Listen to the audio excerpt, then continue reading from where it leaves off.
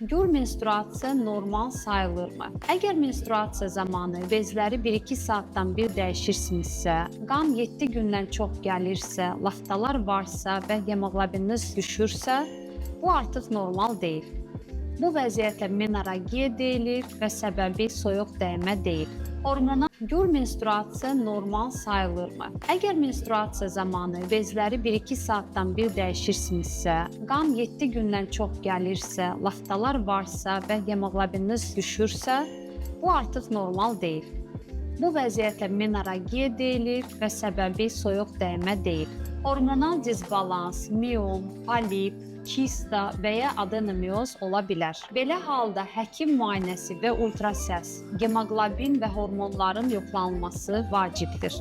Gör menstruasiya bədəninizin kömək istəmə siqnalıdır. Onu eşidin.